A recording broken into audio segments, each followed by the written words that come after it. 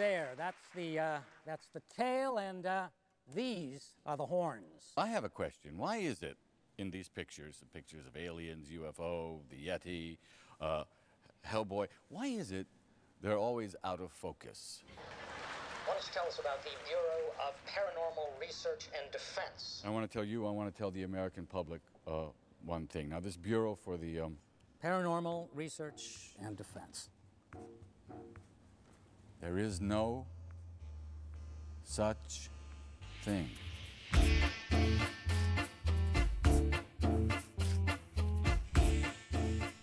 Je me permets de couper la diffusion de l'émission spéciale Hellboy Animated pour venir sur quelques petits points. Car vous le savez tous, le Comic-Con a eu lieu il y a moins de 2 semaines et pas mal d'informations croustillantes ont filtré de cet événement. Donc j'en ai parlé sur le blog, mais je profite que j'ai du temps, que je puisse faire des vidéos comme je le veux, quand je le veux, pour en faire une sur CNews et l'intercaler entre les 4 vidéos, parce qu'il y en a 4, je le dis tout de suite, il y a 4 vidéos dédiées à l'émission Animated, donc là j'en ai déjà posté 2. Donc on va faire un entracte et on va parler donc de... Je vous avais fait un article, pas un dossier, un article, mais un focus sur le personnage de Edward Grey, où je vous présentais donc dans les grandes lignes qui était ce personnage et ceux qui le représentaient dans la mythologie Hellboy, puisque Edward Grey a donc eu droit à sa propre série Witchfinder, comme vous le savez. Et je vous avais présenté mon point de vue, mon développement personnel, que Edward Grey reviendra, quel que soit le moyen, la forme qu'il prendra à ce moment-là, mais il reviendra à la fin de Hellboy, à la fin de la série de Hellboy. Pour moi, le personnage est lié directement à la manière de Rasputin, même si mon Rasputin, on le sait tous, il reviendra forcément à un moment ou à un autre, c'est écrit. Mais à mon avis, Witchfinder, ce sera pareil. Edward Grey reviendra à un moment, sûrement à la fin de la série.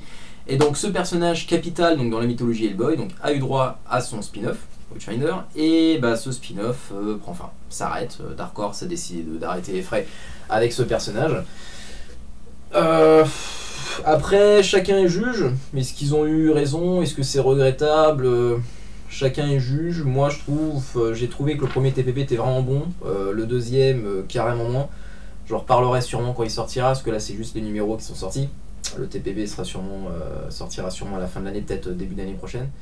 Mais j'en reparlerai à ce moment-là. Lobster Johnson, personnage culte du Hellboy Universe, tout le monde le connaît, qui ne le connaît pas. Après The Iron Prometheus, donc la première série Lobster Johnson sortie il y a maintenant pas mal de temps. La suite a été annoncée pendant quasiment 2 ans. Un nom a été donné à cette suite l'année dernière, donc The Burning End, la main brûlée, la main qui brûle. Cette suite est officiellement annoncée, en tout cas le premier numéro de cette suite est annoncé pour le mois de janvier 2012, donc c'est tout prochainement. Et d'ailleurs, à ce que, d'après les dires de Mike Mignola, 2012 sera l'année Lobster Johnson, puisque en plus de cette suite, sortira donc une multitude de one-shot et de mini-séries, donc une sorte de mini-séries en 2 numéros, des histoires en 2 numéros, basées sur le personnage de Lobster Johnson. Et pour revenir à Burning End, également ce qui a été dévoilé lors de ce Comic-Con, c'est que cette nouvelle série s'apparentera plus à un Year One, donc l'équivalent de Year One pour Batman, pour Lobster Johnson. Donc, au lieu d'avoir une suite de The Iron Prometheus, la première série Lobster Johnson, on aura droit à un retour sur les origines du héros. Non pas du personnage, mais du héros. Comment le personnage est devenu Lobster Johnson et quels ont été ses premiers faits d'armes. On va dire ça comme ça. Donc la prochaine série s'apparentera vraiment à Year One pour l'univers Lobster Johnson. Également, en introduction de ce Burning End, un jeune dessinateur indépendant, je vous ai mis quelques planches, quelques sketchs que j'ai trouvé de lui sur le blog. Donc pour ceux qui l'ont déjà vu, bah, vous avez dû, je pense, vous rendre compte du talent du jeune homme. Et ceux qui ne l'ont pas encore vu, bah, je vous invite à aller sur le blog. Vous allez voir les quelques planches que j'ai pu trouver de lui. Et le gars a un talent assez énorme, assez énorme. J'ai vraiment été soufflé par ses dessins. Le monsieur s'appelle donc Joe Querio. Et donc en introduction à Burning End, voilà, c'est là où je voulais en venir. Ce monsieur a été donc mandaté par Dark Horse pour dessiner une histoire courte, donc un one-shot, qui sortira à la fin de l'année, donc en décembre 2011, dans un numéro du Dark Horse Présente. Parce que oui, Dark Horse Présente recommence, redémarre. On est reparti pour 3 numéros qui sortiront donc normalement en octobre, en novembre et en décembre, si j'ai pas de bêtises. Et donc dans un de ces numéros-là, normalement celui du mois de décembre, une histoire courte, Lobster Johnson, devrait être inclus donc, dans ce numéro, et donc sera dessiné par Joe Quirio et devrait servir d'introduction à Burning End. Donc on en reparlera le moment venu, mais... Donc voilà pour la news, donc voilà pour Lobster Johnson. Maintenant on va passer donc directement à la case BPRD. Une seule news pour BPRD. De toute façon le gros de l'événement BPRD a eu lieu avant Comic Con avec la venue de Tyler Crook sur la série et le départ donc, de Guy Davis forcément. Duncan Fegredo. Alors que va devenir Duncan Fegredo après la fin de The Fury? Donc The Fury qui sortira, je le rappelle, dans 2 jours, parce qu'on est lundi, donc ça sort mercredi. Je vous avais dit donc que Mignola avait annoncé que Fegredo, à la manière de Corben, reviendra de temps en temps sur la série Hellboy pour dessiner des histoires courtes ou one-shot.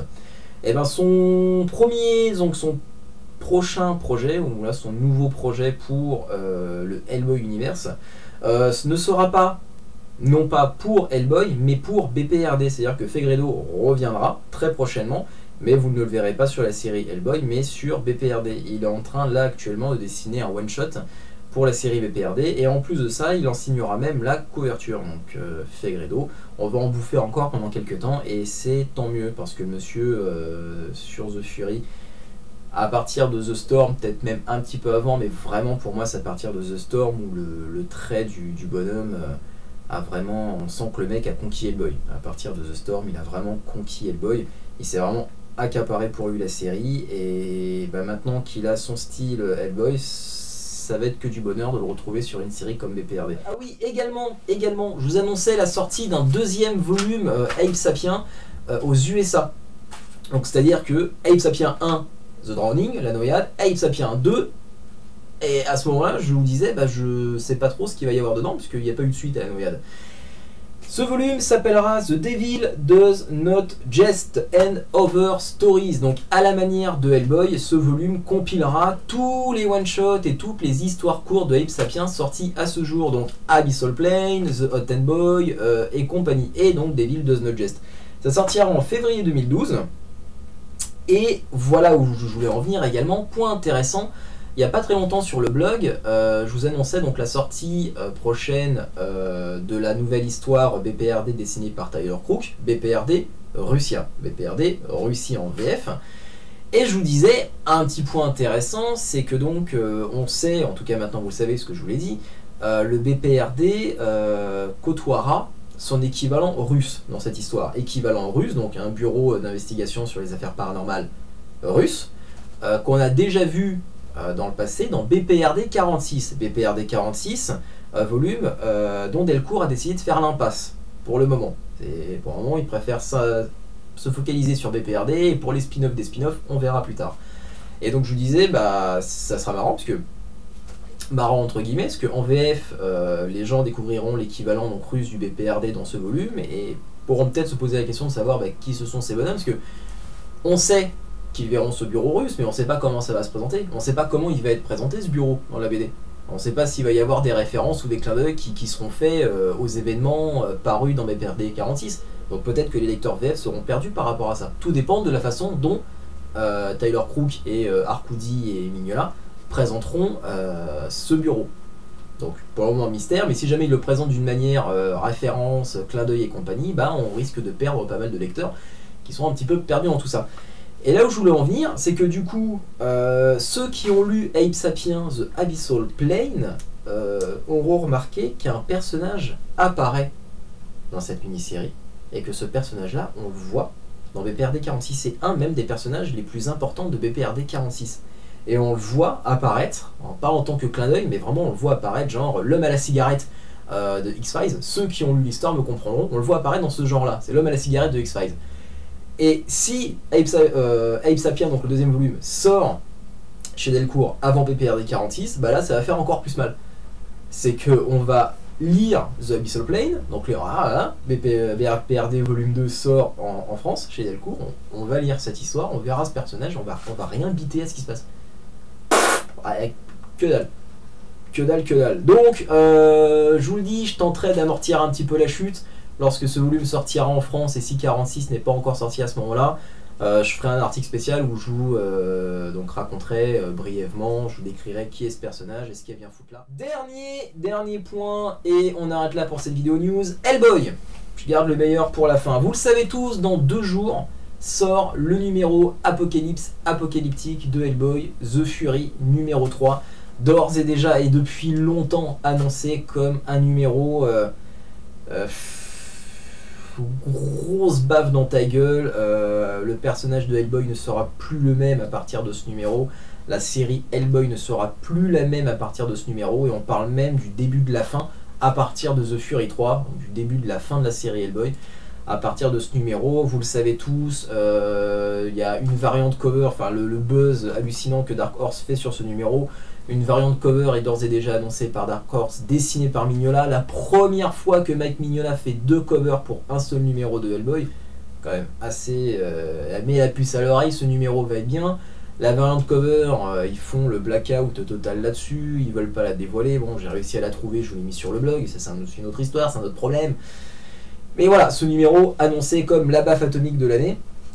Eh bien, pour enfoncer encore un peu plus le clou, Mignola sera en dédicace dans un comic shop aux USA le jour même de la sortie, donc le 10 août, le jour de la sortie de The Fury 3, afin de promouvoir la sortie de ce numéro. Et à cette occasion, Dark Horse et le magasin en question, donc Comic Bug, c'est le nom du magasin, sortiront et distribueront lors de cet événement, un print exclusif de The Fury 3 limité à 333 exemplaires.